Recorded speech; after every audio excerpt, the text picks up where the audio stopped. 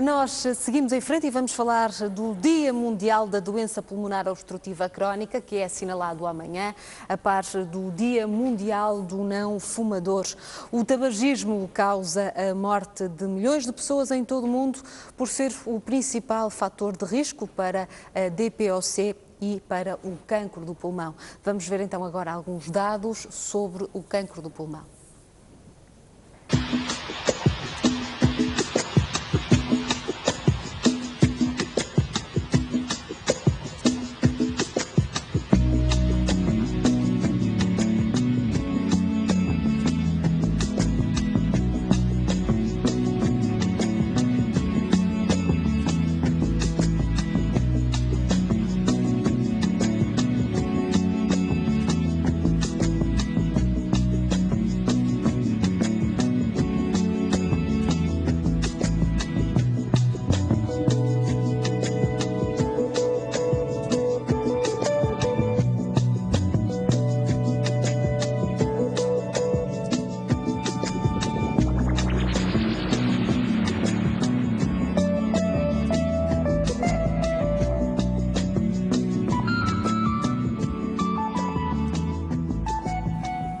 Amanhã é assinalado o Dia Mundial da Doença Pulmonar Obstrutiva Crónica. O tabagismo é o principal fator de risco da DPOC e para chamar a atenção para as consequências dos hábitos tabágicos é também assinalado amanhã o Dia Mundial do Não Fumador. O tabaco é responsável por 61,3% da perda de qualidade e anos de vida. Vamos então analisar este tema com a doutora Paula Simão, pneumologista e diretora do Serviço de Pneumologia do Hospital Pedro Espano. Doutora Paula Simão, muito boa tarde, bem-vinda ao consultório do Porto Canal. Sra. Doutora, de facto a doença pulmonar obstrutiva crónica é uma das patologias respiratórias mais prevalentes em Portugal. Antes de falarmos dos riscos, vamos explicar aqui melhor o que é a DPOC, Sra. Doutora. Muito boa tarde. Antes de começar, permita-me só uma pequena correção. Eu não sou realmente diretora do Serviço de Pneumologia, mas sou responsável do Grupo Gold em Portugal e é nessa circunstância que estou aqui também. Fica aqui esse dado. Esse pormenor. Em relação à doença pulmonar obstrutiva crónica, na verdade é uma doença com uma elevada prevalência em Portugal. Até há bem pouco tempo nós tínhamos a ideia de que seria uma doença que teria uma prevalência à volta dos 5%, mas atualmente, e após um estudo publicado ainda este ano, embora um estudo de prevalência realizado na região da Grande Lisboa e que, enfim, tem algumas limitações para pensarmos em Portugal inteiro, de qualquer forma, com base nesse estudo, neste momento temos a ideia de que, e os números são eloquentes, de uma prevalência de 14,2%, ou seja, mais do dobro do que aquilo que nós pensávamos. Portanto, esta doença preocupa-nos muito, não só a nós portugueses, mas em todo o mundo. Há uma preocupação, a Organização Mundial de Saúde tem uma preocupação muito grande sobre esta doença, porque de facto estima-se que ela esteja subdiagnosticada e que seja muito mais prevalente do que aquilo que nós imaginamos. E, por outro lado, a sua associação íntima com o tabagismo, sendo o tabagismo o fator de risco primordial desta doença, faz com que se estime que nos próximos anos, e é comum falar-se que em 2020 a doença será responsável, será a terceira causa de morte a nível mundial, logo atrás das doenças do coração e das doenças cerebrovasculares. Portanto, é muito preocupante e daí todo este movimento e todas estas iniciativas a nível mundial para sensibilizar para a DPOC. Para a DPOC. Vamos então tentar explicar o que é a DPOC, Sra. Doutora. A DPOC, tal como o nome diz, as siglas dizem, é uma doença pulmonar obstrutiva crónica. Pormenorizando um pouco mais, é uma doença crónica, em que vai ocorrendo a obstrução, o encerramento, digamos assim, das vias aéreas, portanto dos brônquios, também com alguma destruição da parte mais profunda do pulmão, dos alvéolos, levando a uma grande dificuldade na mobilização do ar, sobretudo nas fases iniciais, no soprar, no deitar fora o ar. Portanto, há uma obstrução à saída do ar. Esta doença resulta de um processo inflamatório crónico que resulta da exposição a um agressor inalatório. Esses agressores inalatórios são vários, partículas, vários fumos. Fala-se muito também, sobretudo nos países menos desenvolvidos, na questão da exposição a fumos domésticos, como as lareiras, como fogões, etc. Mas sem dúvida que o grande fator de risco, é o tabaco. 90% associado à doença, é o tabaco. E daí a questão de se dar o feliz acaso de se festejar ou de se comemorar amanhã o Dia Mundial da DPOC e a par o Dia Mundial do Não Fumador também, porque realmente há uma associação muito íntima entre estas duas doenças. Talvez as pessoas se estranhem um bocadinho quando ouvem falar na sigla DPOC, talvez não estranhem tanto se eu disser que a DPOC engloba duas entidades clínicas que são conhecidas de toda a gente, que é a bronquite crónica e o efisema pulmonar, que resultam do mesmo processo patológico e que, como tal, são englobadas nesta doença pulmonar obstrutiva crónica, que é o nome que atualmente damos a essas patologias. A doença ocorre com mais frequência nos homens com idade avançada, sobretudo penso que será a partir dos 40 anos. A prevalência da DPOC vai aumentando à medida que a população vai envelhecendo, digamos assim.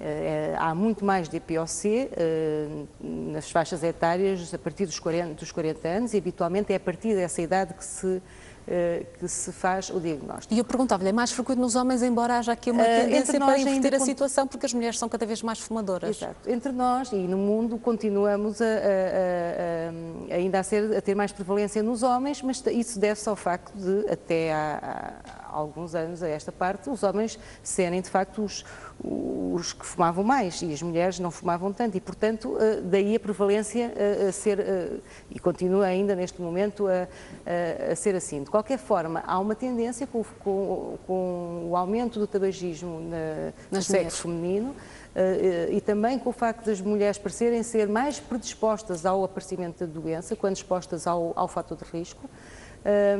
Vamos com certeza, e estamos a começar a ter agora realmente as mulheres de 40, 50 anos aparecerem com DPOC, o que não era vulgar há uns anos atrás, há 10 anos, 15 anos atrás, não era vulgar termos mulheres com DPOC nas nossas consultas, de facto. A Sra. Doutora já referiu a prevalência de um estudo recente efetuado na população da Grande Lisboa, que, como disse,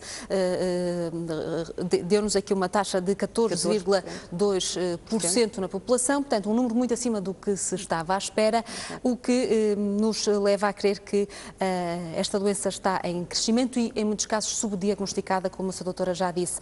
E eu pergunto-lhe, estará subdiagnosticada porque muitos doentes encaram alguns dos sintomas como sintomas normais? Perfeitamente, exatamente. Aliás, o grande problema da DPOC é exatamente esse, é que os sintomas, a doença pode existir ainda sem sintomatologia importante. A doença é muito insidiosa, começa de uma forma muito ligeira, muitos daquilo que o doente sente no início é interpretado como normal. Um indivíduo que fuma e que começa a sentir que se cansa um pouco mais do que os colegas da sua idade quando vão fazer desporto, ou que já não sobe as escadas e passa a ir pelo elevador para se proteger um pouco do cansaço, ou aquela tosse crónica matinal que ele diz, bem, isto é do tabaco. Esse indivíduo pode já estar doente, mas ainda ele não sabe que está doente ou não interpreta esses primeiros sintomas como por isso doença. Também não procura ajuda. E não procura ajuda. Daí o interesse e a nossa grande, neste momento, a nossa grande batalha é exatamente de divulgar a doença, de explicar às pessoas, ao público em geral, que a doença pode começar desta forma, quais são os fatores de risco que estão na base da doença e uma coisa importantíssima que é como é que se pode fazer o diagnóstico precoce da doença. E aí vem o exame, a espirometria, que é de facto um exame extremamente simples e que em fases precoces consegue fazer o diagnóstico. E a ideia é essa mesmo, divulgar e que as pessoas compreendam que devem fazer quando fazem as suas consultas de rotina, em que veem o nível do colesterol, em que medem a tensão, em que veem os homens os níveis do PSA por causa da próstata, etc., que a espirometria passa a ser realmente um exame de rastreio precoce, porque podemos fazer então diagnósticos precoces e podemos mudar completamente a história natural da doença. A espirometria é então um exame muito importante e também muito simples. Muito simples, extremamente simples, indolor, não custa nada fazer, é extremamente fácil de fazer. Sra. Doutora, a Sociedade Portuguesa de Pneumologia arrancou precisamente no dia 8 de novembro, quase no início do mês, com uma ação de rastreio nacional, a DPOC, em que se realizava precisamente a espirometria. Esta ação vai terminar amanhã aqui no Porto, depois de já ter passado por várias cidades de Portugal. Exatamente. Em boa verdade, o dia 8 foi o início de uma segunda fase, porque na verdade este roadshow que a Sociedade Portuguesa de Pneumologia está a levar a cabo, fazendo rastreios de espirométricos por Portugal, por todo Portugal, por 14 cidades, capitais de distrito, começou no dia 14 de outubro, Dia Mundial da Espirometria. É curioso haver um Dia Mundial de um exame, mas este ano isso aconteceu, foi o primeiro ano que aconteceu, porque as instituições científicas europeias decidiram que este ano, 2010, era o ano do pulmão. E instituíram-se várias datas para celebrar este ano do pulmão. E o Dia Mundial da Espirometria, dia 14 de outubro, surgiu precisamente para esta divulgação a nível mundial. E nós começámos esta atividade no dia 14 de outubro em Lisboa, fomos percorrendo várias cidades, interrompemos alguns dias e de facto recomeçámos no dia 8 e vamos terminar amanhã aqui no Porto, Dia Mundial da DPOC e do não fumador, com o nosso, é um caminhão grande, que vai estar na Praça Parada Leitão, no Porto, ali na zona de Clérigos, enfim, as pessoas conhecem onde é, que vai estar lá o dia inteiro, a partir das 9 horas. Esse caminhão tem 3 consultórios, tem capacidade para fazer uma média de 40 espirometrias por hora.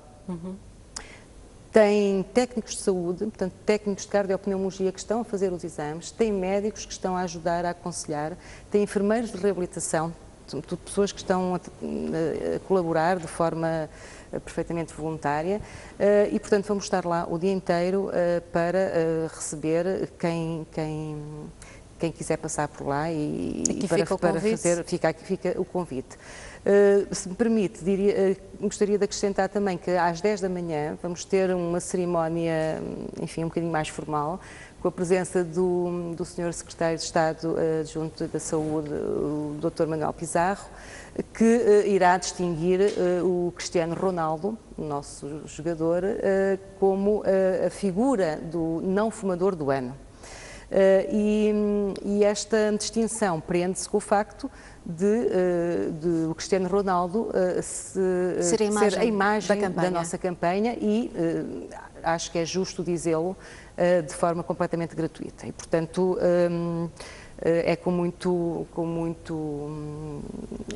muita satisfação que a Sociedade Portuguesa de Pneumologia, a Fundação Portuguesa de Pulmão, que também é a nossa parceira nestas atividades todas, que vamos, e com o Sr. Secretário de Estado, vamos atribuir essa distinção ao Cristiano Ronaldo.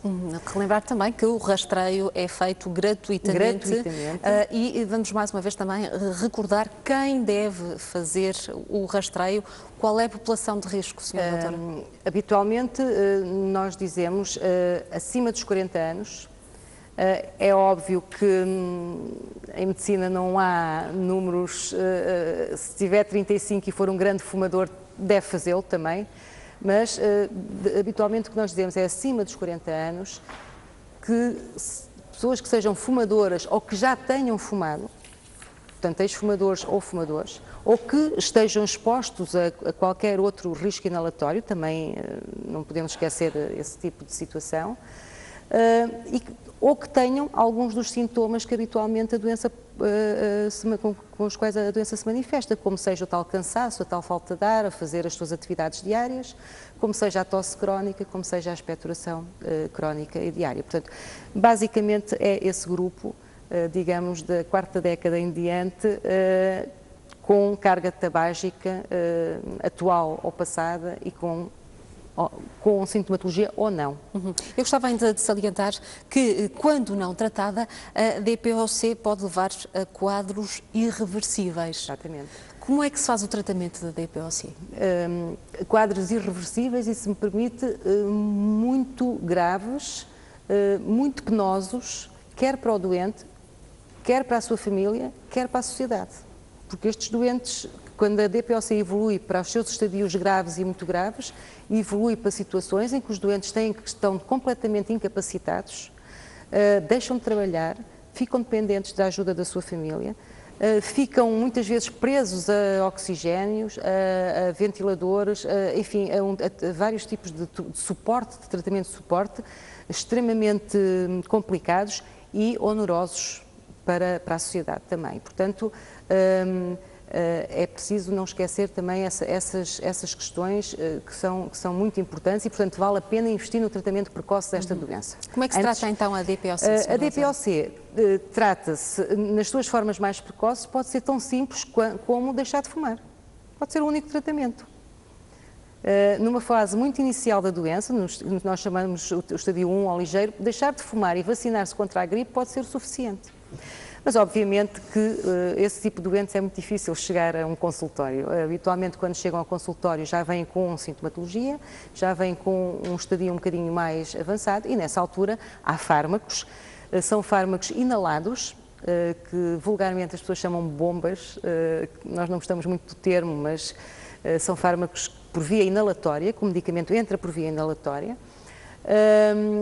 Temos também o tratamento com alguns tratamentos também farmacológicos com comprimidos, mas basicamente é por via inalatória. Sim. São os broncodilatadores, os corticosteroides, enfim, uma série de fármacos, mas depois também há o tratamento não farmacológico, do qual eu saliento pela sua importância a reabilitação respiratória, ou seja, o treino de exercício, que é um conceito que também até há pouco tempo não era muito realçado e que hoje é um ponto fundamental no tratamento do doente respiratório crónico. O doente respiratório crónico tem que fazer exercício, tem que deixar de fumar, tem que fazer a sua medicação e tem que fazer exercício, tem que aprender a respirar, tem que se mexer, tem que ter os seus músculos treinados, senão a doença vai progredir para formas muito mais complicadas.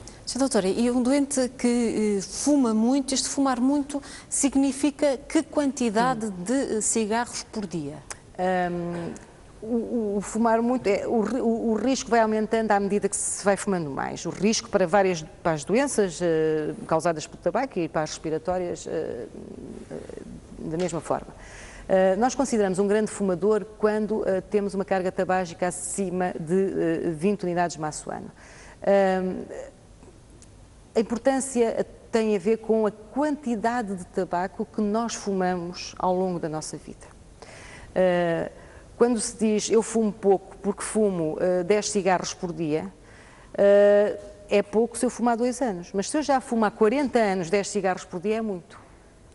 Portanto, o fumar muito, esse número que eu dei dos tais 20 unidades maço ano, corresponde, por exemplo, a uma pessoa que fuma um maço de tabaco durante 20 anos. Por dia, um maço de tabaco por dia durante 20 anos. Tem um risco muito elevado de doença respiratória crónica ou mesmo de cancro de pulmão, etc. Porque mesmo deixando de fumar, os efeitos negativos vão se acumulando ao longo dos anos. Acumulam-se ao longo dos anos. É evidente que se deixarmos de fumar, há um ganho de anos de vida, nós costumamos dizer que há um ganho de função respiratória, há um ganho de anos de vida, mas nunca se volta ao normal. E por isso a importância também de chamar a atenção de que é importantíssimo deixar de fumar em qualquer fase da vida e em qualquer fase da doença, mas mais do que isso é importante não começar a fumar. essa é o grande desafio das próximas gerações, é não iniciar, porque de facto melhora-se quando se deixa de fumar, mas nunca se regressa aqui ao normal, nunca se fica igual a uma pessoa que nunca fumou, porque o malefício do tabaco, digamos, acumula-se com a quantidade de tabaco que se vai fumando ao longo da vida. Sim, a referir ainda que é necessário que o doente manifeste motivação para deixar de fumar. Sem dúvida. Caso contrário, não será uma reabilitação com sucesso. Com certeza. Deixar de fumar é muito difícil, nós que lidamos com... é extremamente difícil. É preciso estar um doente muito motivado, mesmo às vezes há aquela ideia de que pronto, vai a uma consulta de cessação tabágica e há lá uma varinha mágica que resolve a situação, não há. Nas consultas de cessação tabágica nós precisamos de doentes motivados a quererem deixar de fumar para nós os podermos ajudar. Mas consegue-se e portanto vale a pena tentar. E vale a pena pedir ajuda para deixar de fumar, porque de facto as vantagens são enormes. Se o conseguirem, e vale a pena sempre, mesmo, eu nunca desisto, mesmo aos anos que sigo doentes que nunca deixam de fumar, mas eu nunca desisto de lhes propor que deixem de fumar ao longo das consultas. E outra coisa que eu gostaria também de dizer é que nós devemos tratar muito bem as pessoas que fumam. Ao contrário de, muitas vezes há aquela ideia de que fumam, pronto, o fumador é uma pessoa que precisa de ser ajudada a deixar de fumar, de alguma maneira, e portanto nós devemos ajudar e devemos motivar e em todo o momento todos os profissionais de saúde devem fazer aquilo que nós chamamos, em termos técnicos, a intervenção breve, que é uma conversa curta, claro, sobre a questão. Muitas vezes o resultado é suficiente para motivar a saúde agradece, sem dúvida. Referir ainda que, para além deste rastreio que termina amanhã na cidade do Porto, o rastreio à DPOC, será também lançado um livro sobre reabilitação respiratória. Exatamente. Amanhã em Lisboa, a Associação Respira, que é uma associação portuguesa de pessoas com DPOC e outras doenças respiratórias. É uma associação jovem, que nasceu há poucos anos, mas que tem feito um trabalho muito meritório e que reúne alguns doentes aqui no Porto também, embora a sede seja em Lisboa, mas tem já alguns associados, não tantos quanto nós gostaríamos, mas enfim, vamos... como eu dizia, a Associação Respira vai amanhã assinalar o Dia Mundial da DPOC com o lançamento de um livro que se chama DPOC na Europa, Partilhar e Cuidar, que é um livro que foi lançado, que foi, enfim, efetuado pela Federação Europeia de Doentes com Asma e Doenças Respiratórias Crónicas. É uma tradução desse livro, que vai ser lançado amanhã aqui em Portugal, e uma brochura também exatamente sobre reabilitação respiratória para os doentes. Muito bem.